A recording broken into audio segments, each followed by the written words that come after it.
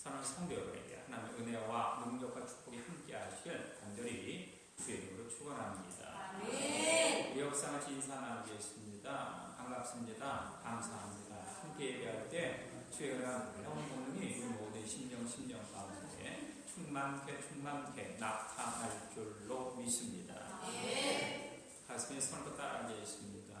나는 하나님 보시기에 가장 존귀한 사람이다. 나는 하나님 보시기에 가장 존귀한 사람입니다. 그렇습니다. 우리는 이 세상의 누구와도 그것과도 비교할 수 없는 하나님에 대한 걸작품입니다. 네. 그 이용 씨가 10월의 마지막 밤을 불렀었는데 10월의 마지막 밤을 보내고 우리가 11월 첫날, 11월 첫 주를 맞이했습니다. 2020년도 코로나19 때문인지 순식간, 삽시간에 쏜살같이 지난 그런 10개월이 아니었나라고 하는 것이죠. 이 11월 추수와 감사의 계절인데 진정한 수확으로, 진정한 추수로 감사, 찬양, 영광을 함께 돌려드리는 능력이 한 달이 되었으면 참 좋겠습니다. 네. 장석주 시인의 그 시 중에 대추 하날이라고 하는 그런 작품이 있습니다. 대추 하날 장석주 저게 저절로 붉어 진리는 없다. 저 안에 태풍 몇 개, 저 안에 번개 몇 개, 저 안에 벼락 몇 개. 저게 저 혼자 둥그러질 리는 없다. 저 안에 된설이 몇 방, 저 안에 땡볕 몇 달, 저 안에 초승달 몇 밤, 이런 내용입니다. 대추 하나리 붉어지기까지 태풍이, 번개가, 그리고 벼락이 있어야 했고 그것을 품지 않으면 안 되었다는 것이죠. 대추 하나리 붉어지고 둥그러지기 위해서 된서리와 땡볕을 참고 견뎌내고 초승달의 고독과 외로움도 참고 인내했다라고 하는 그러한 의미입니다. 대추 하나리 붉어지고 대추 하나리 둥글게 붉어지는 그러한 모습도 이러하거늘 하물며 우리 인생이야 두말할 필요가 있겠습니까? 네. 여러분 함양 가보셨죠? 함양의 그 아니면 그 대대리에 가면 바래기제라고 하는 고개가 있습니다. 바래기 고개. 그 고개를 넣으면 거창 마리면이 나옵니다. 충남 보령으로 가보면 바래기제라고 하는 고개가 있습니다. 바래기제. 바라다 주는 고개라고 하는 것입니다. 즉 배운 고개죠. 아버지가 혹은 남군이 장사를 가거나 과거를 보기 위해서 길을 떠날 때 그 바래기제까지 가서 빠이빠이를 하는 것이죠. 이 바래기제는 바래기제만이 아니죠. 배운 고개만이 아닙니다. 장사를 끝내고 과거를 끝내고 돌아오는 아버지와 남군을 기다리면서 바라보는 마중 고개이기도 합니다.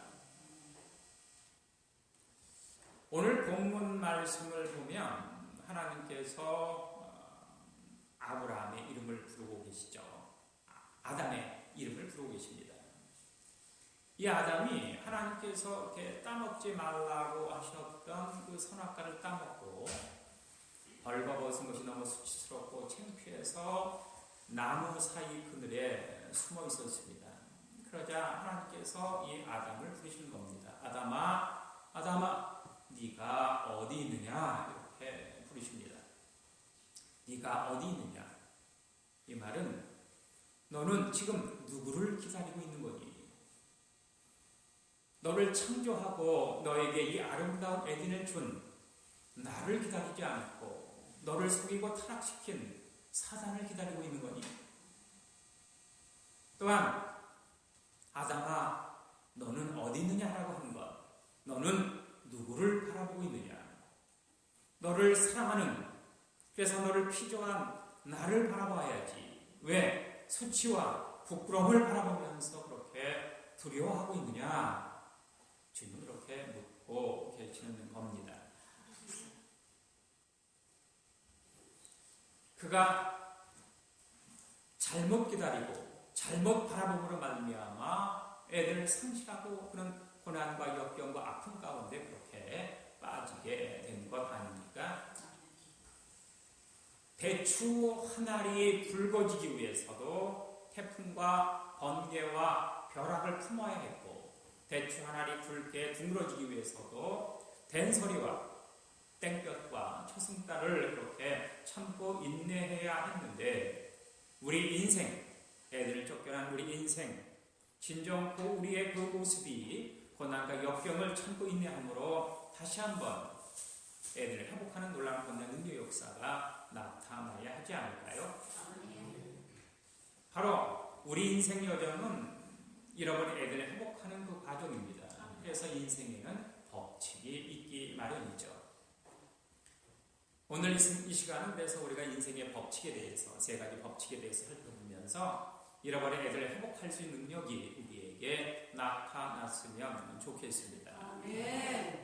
인생의 첫 번째 법칙은 바로 기다림의 법칙입니다. 기다림의 법칙. 성경 66권 구약과 신약, 이 성경책은 바로 기다림의 책입니다. 구약은 메시아 예수 그리스도의 오심을 기다리는 책 아닙니까? 신약은 아기 예수를 기다리고 예수의 약속하신 성령을 기다리고 그리고 다시 오실 그리스도를 기다리는 그 책이 바로 신약입니다. 구약 성경의 마지막 책인 말라기 끝장끝절 4장 5절과 6절에 보면 심판날 내가 너희에게 엘리야를 보내겠다 이렇게 말씀하십니다. 엘리야를 보낼 것이니까 엘리야를 기다려라 하면서 구약 성경이 마무리됩니다. 신약 성경은 어떠합니까?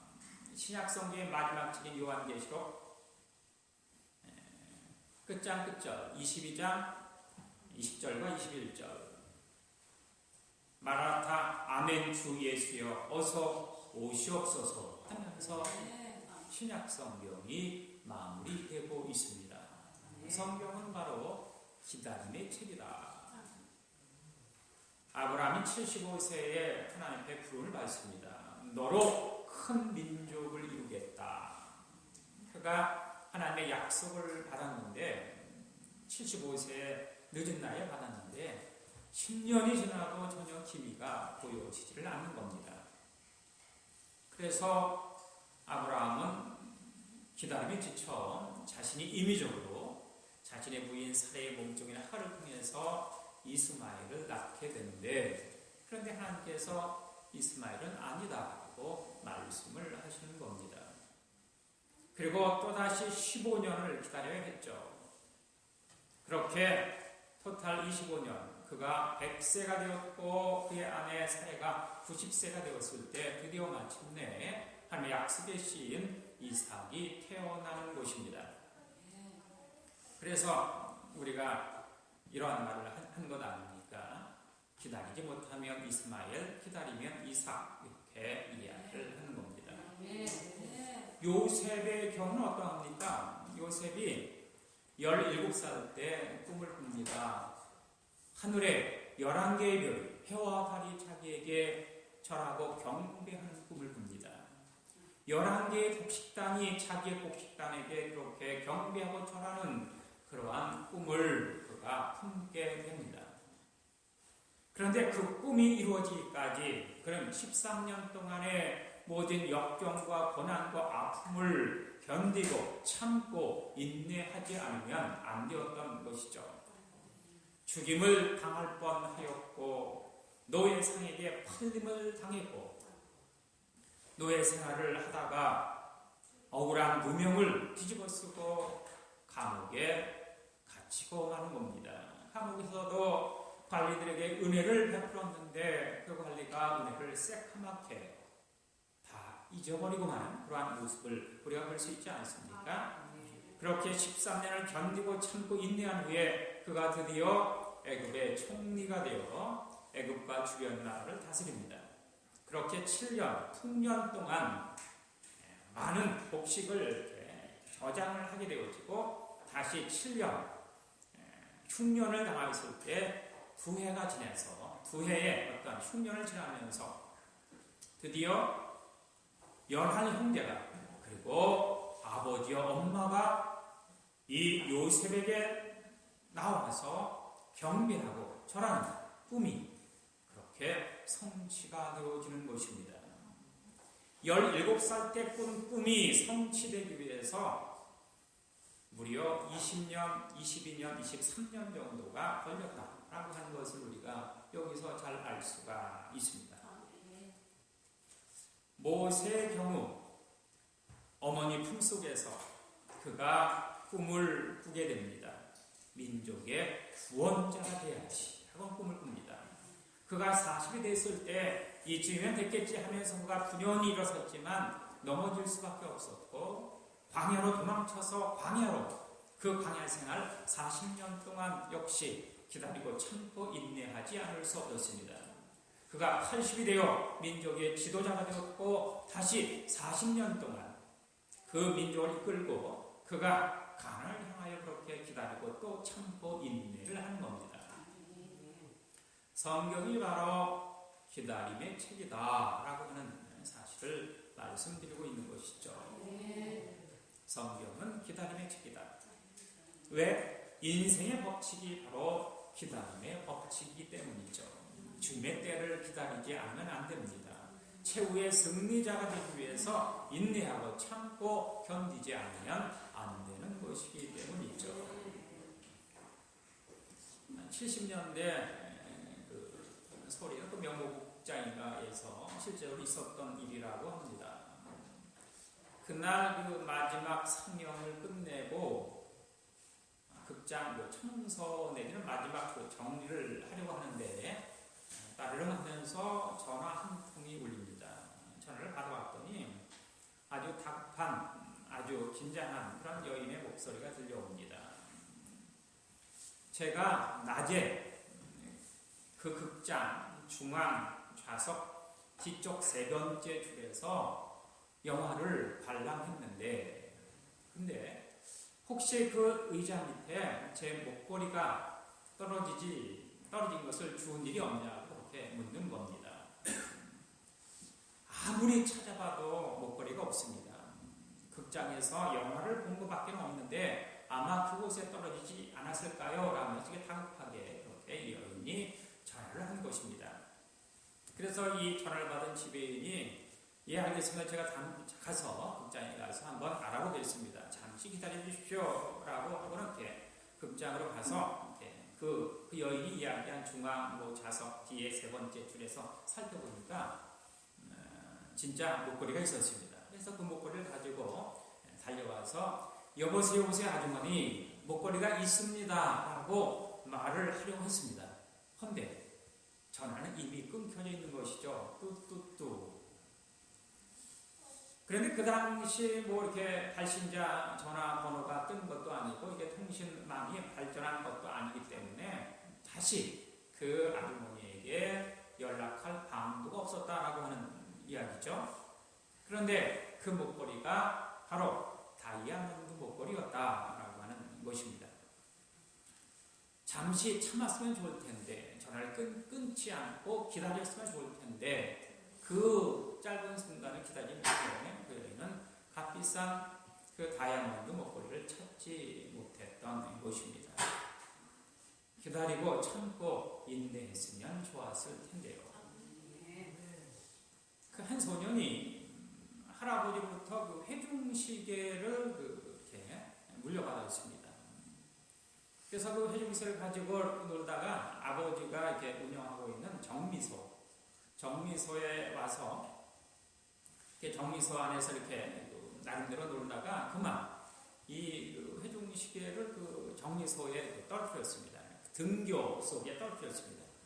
그런데 등교가 이렇게 쌓여 있어가지고 도저히 찾을 수가 없는 것이죠. 그래서 아버지에게 와서 아빠 할아버지가 저에게 물려주신 회중시계를 잃어버렸어요. 정미소 그 등교 속에 빠뜨렸어요. 라고 이렇게 울먹입니다. 이에 이 아버지가 아들이 이야기합니다. 아들아, 우리 그러면 잠시 기다려보자. 기다리면 그 회중시계가 너를 부를 것이다. 이렇게 이야기를 하죠. 이 아이는 이 말이 무슨 말인지 몰랐습니다. 회중시계가 나를 불러? 회중시계가 주인을 찾아와? 이런 어떤 전혀 느낌이 오지 않았는데 이 아버지가 아주 굉물 내면서 돌아가는 그 정미소 기계를 껐습니다. 그리고 정미소를 밟고 있었던 전등마저 껐습니다. 그렇게 잠시 정적이 흐른 후 어디선가 째깍째깍째깍 회중시계의 그 초침 소리가 들려오기 시작을 한 겁니다. 이때 이 소년이 아빠에게 이야기합니다. 아빠, 진짜 회중시계가 나를 불러요. 라고. 우리가 인생을 살아감에 있어서 이 기다림의 법칙을 분명 꼭 기억을 해야 합니다. 기다리지 못하기 때문에, 참지 못하기 때문에, 인내하지 못하기 때문에 이제껏 쌓은 모든 것들이 헛되이 들어가는 일들이 비일비재합니다. 인생의 첫 번째 법칙은 기다림의 법칙이다. 아담아, 너는 누구를 기다리고 있니? 너를 창조하고 피조한 이 아름다운 동산을 너에게 선물한 나를 기다리지 않고 너를 타락시키고 너를 속인 사단을 기다리고 있는 거니? 너는 누구를 바라보고 있는 거냐? 너를 사랑하는 나를 바라봐야지. 왜 수치와 부끄러움을 바라보면서 왜 그렇게 두려워하느냐라고 주님은 말씀하고 있는 것입니다. 인생의 법칙 첫 번째는 기다림의 법칙이고 인생의 법칙 두 번째는 바라봄의 법칙입니다. 야곱이 그 에서의 장자권 그리고 축복권을 가로채지 않습니까? 그리고는 이 야곱은 고향집에 더 이상 살 수 없었습니다. 형의 그 분노가 너무 컸기 때문이죠. 그래서 이 고향집을 떠나서 어머니 오빠 외삼촌 라반이는 하란으로 그가 도망을 가지 않습니까? 그가 외삼촌 라반의 집에 도망을 갔을 때 그 외삼촌에게 자기를 위탁할 때 외삼촌이 먹여주고 재워주는 것만으로도 감지덕지하였을 것입니다. 하지만 시간이 길어지고 이 젊은 야곱이 외삼촌 그 양떼를 이렇게 성심성의껏 치다 보니까 품삯이 문제가 되는 겁니다. 처음 7년은 이 야곱이 외삼촌 라반의 둘째 딸인 라헬을 너무너무 사랑했기 때문에 삼촌, 제가 7년 동안 무보수로 품삯을 받지 않고 일하겠습니다. 대신 7년 후에 둘째 딸을 저에게 주십시오. 이렇게 약속을 하고 7년 동안 그가 열심히 일했죠. 한 푼도 받지 않고. 그 7년은 이 야곱이 라헬을 너무너무 사랑했기 때문에 수일 같았다라고 성경은 그렇게 증언을 하고 있습니다. 드디어 7년이 지나서 야곱과 라헬이 결혼식을 하게 됩니다. 그렇게 결혼식을 하고 그 다음날 일어나 봤더니 야곱 옆에 누워있는 여인이 라헬이 아니라 라헬의 언니 레아였습니다. 깜짝 놀란 이 야곱이 외삼촌에게 달려가 어찌 된 일이냐라고 그렇게 항의했더니 외삼촌이 하는 말, 야곱아, 우리 마을 풍습은 언니를 남겨두고 동생이 먼저 시집가는 법은 없다. 이렇게 이야기를 하죠. 그러면서 7일 후에 네가 사랑하는 라헬도 너에게 줄 테니 다시 7년 동안 나를 위해서 무보수로 품삯을 받지 않고 일해라. 결국 이 야곱은 라헬을 위해서 다시 한번 7년을 무보수로 품삯을 한 푼도 받지 않고 일을 하게 되죠. 이렇게 14년을 일을 했는데 문제는 그 이후에 발생합니다. 14년 동안 무보수로 일한 거에 길들여진 이가 있었으니까 바로 외삼촌 라반입니다. 야곱은 뭐 족하고 내 사위니까 무보수로 일을 했대 라고 하는 것이 이렇게 가장 머리에 쳐 있는 겁니다. 그래서 품삯을 준다고 했다가 안 주고 뭐 변개하고 하는 이런 일이 발생한 것이죠. 그런데 야곱 편에서 보면 이 집에서 그냥 이렇게 무보수로 일을 하다가는 거렁뱅이 신세를 면치 못하겠다라는 생각이 들지 않겠습니까? 그래서 이 집을 가족을 데리고 떠나야겠다라고 하는 것을 외삼촌에게 이야기하게 되죠. 그런데 이 14년 동안 이 외삼촌 라반은 이 야곱을 통해서 엄청난 부를 축적할 수 있었습니다. 그런데 부를 축적해준 이 야곱이 떠난다고 하니까 한 가지 제안을 하는 겁니다. 야곱아, 그러면 품삯은 네가 정해라. 이렇게 이야기를 하죠. 그래서 이 야곱이 자기의 품삯을 정하는데 이렇게 정합니다.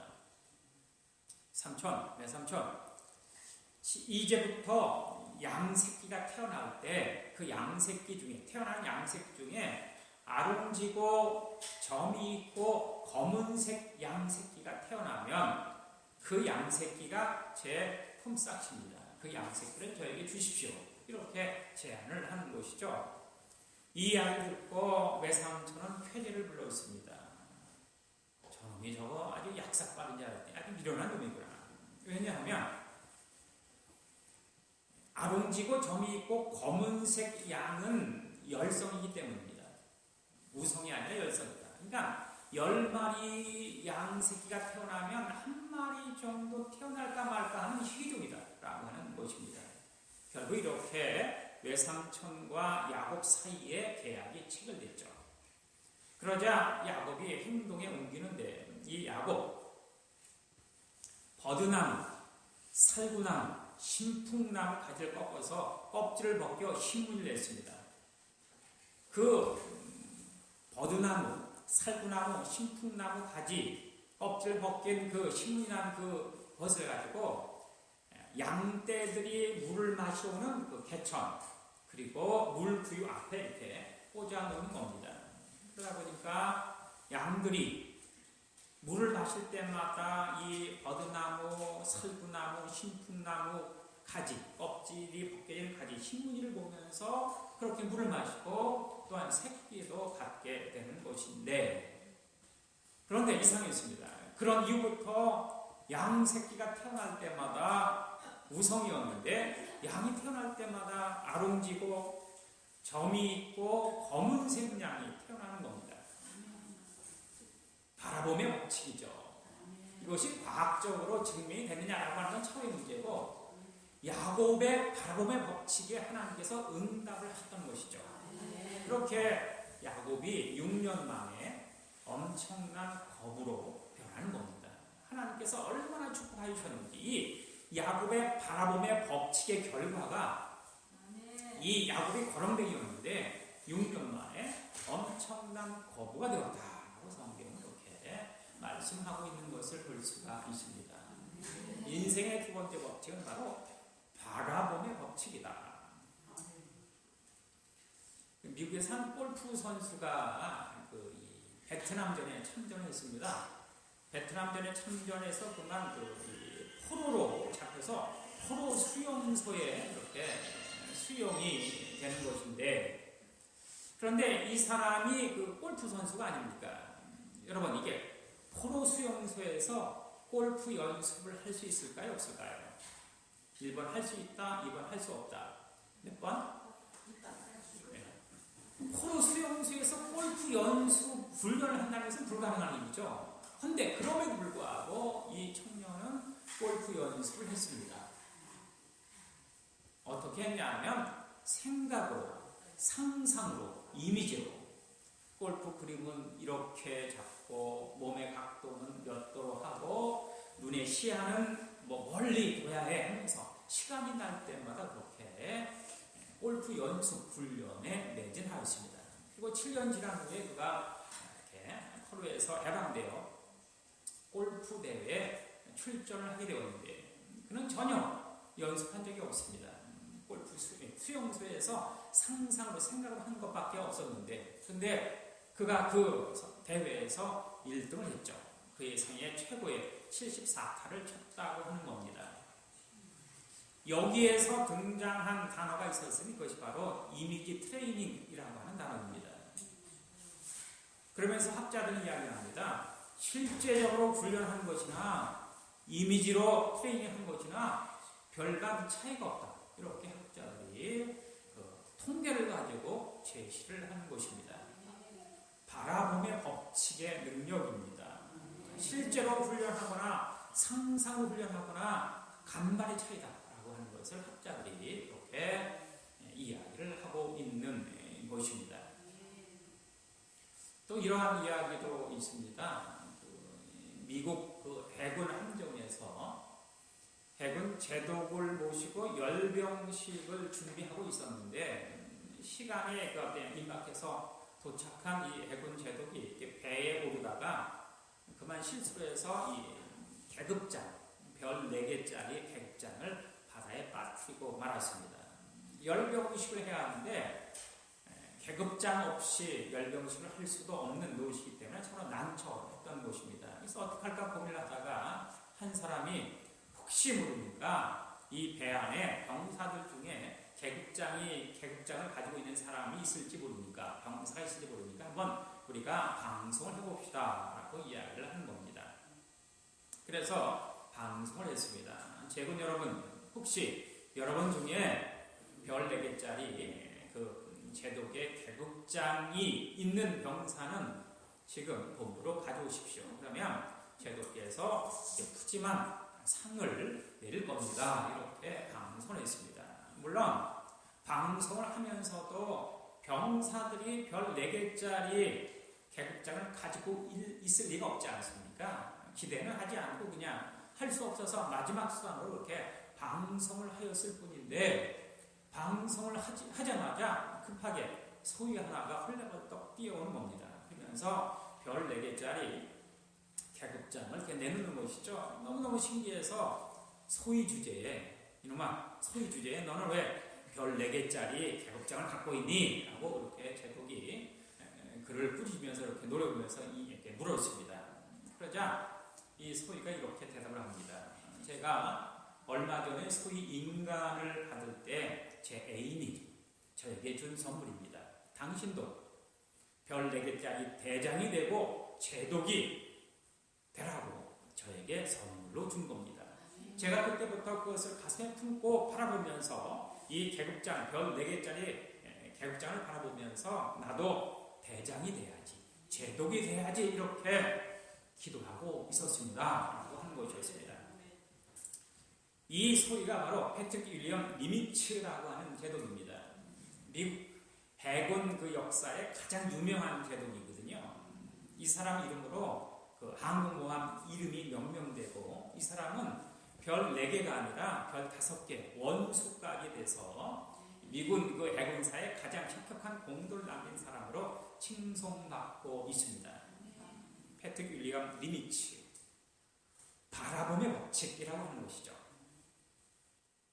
너희는 먼저 그의 나라와 그의 의를 봐라. 그리하면 이 모든 것들, 너희가 필요로 하는 그 모든 것들, 무엇을 먹을까, 무엇을 마실까, 무엇을 입을까, 염려하는 것들, 걱정하거나 염려하지 말아라. 내가 책임져 주겠다. 믿음의 주 온전케 하시는 예수를 바라보라. 그는 그 앞에 있는 즐거움을 위하여 십자가를 참사 부끄러움을 개의치 아니하셨더니 하나님 보좌 우편에 앉으셨느니라. 바라봄의 법칙이라고 하는 것입니다. 하나님의 나라 일을 향하여 전진해 나갈 때 하나님의 은혜와 능력과 축복과 여호와의 그 축복의 진정한 주인공이 되어질 수 있습니다. 이리 기웃 저리 기웃 하는 길 아래를, 길 다른 방향을 쳐다보면서 나가면 아무것도 얻을 수 없죠. 하나님의 나라와 이를 향하여 정도를 향해 달려나갈 때 진정한 승리자가 되어질 수 있을 것입니다. 세 번째 인생의 법칙은 바로 고난의 법칙입니다. 제가 처음에 성경은 기다림의 책이다라고 말씀을 드렸는데, 성경은 기다림의 책인 동시에 고난 극복의 책 아닙니까? 성경에 나와 있는 모든 그런 사람들, 하나님의 그 위인들 모두가 다 고난과 역경을 이기고 참고 견딘 사람들입니다. 아브라함이 그랬고, 그의 아들 이삭이, 야곱이, 요셉이 그랬습니다. 모세가 그랬고, 여호수아가 그랬고, 엘리야가 그랬고, 엘리사가 그랬고, 사무엘이 그랬고, 다윗이 그랬습니다. 또한 예수님은 두말할 필요가 없지 않습니까? 예수님도 십자가를 지는 것이, 쓴 잔을 마시는 것이 너무너무 괴로웠기 때문에 겟세마네 동산에 올라 이마에서 떨어진 땀방울이 핏방울이 될 정도로 그렇게 간절하게 기도합니다. 아버지요, 아버지요, 할 수만 있다면 이 쓴 잔을, 이 십자가를 비껴하게 해주십시오. 이 쓴 잔 마시고 싶지 않습니다. 이 십자가 지고 싶지 않습니다. 그럼 그렇게 간절하게 기도합니다. 예수님 역시도 고난과 역경과 아픔을 참고 견디고 인내했다라고 하는 뜻이죠. 사도 바울은 어떠합니까?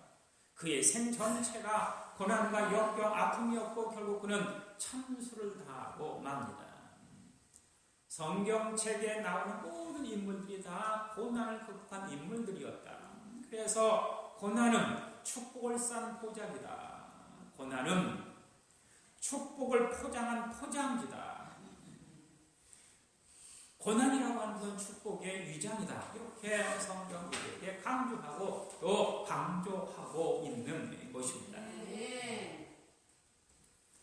어느 마을에 그 종자, 씨를 파는 가게가 생겼습니다. 아담과 아름다운 그런 가게인데 간판에 이렇게 써 있었습니다. 무엇이든지 다 팝니다. 이렇게 써 있었습니다.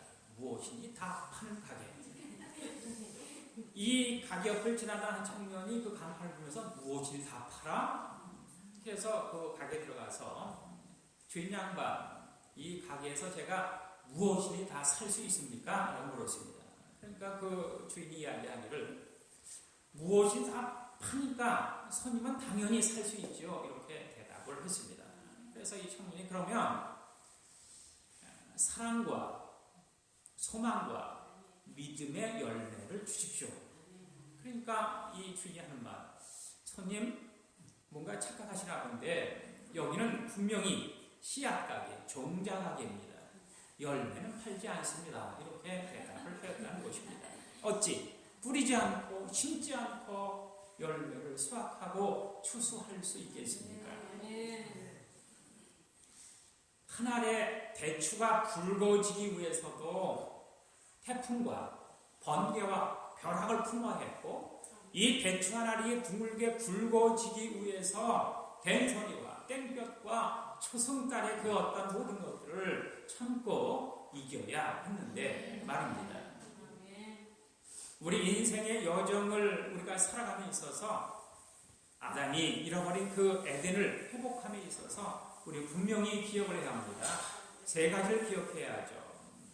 기다림의 법칙, 바라봄의 법칙, 고난의 법칙을 기다려야 합니다. 하나님께서 부르십니다. 아담아, 아담아, 네가 어디 있느냐? 너는 누구를 기다리고 있느니? 너는 누구를 바라보고 있느냐? 그렇게 묻고 계시는 겁니다.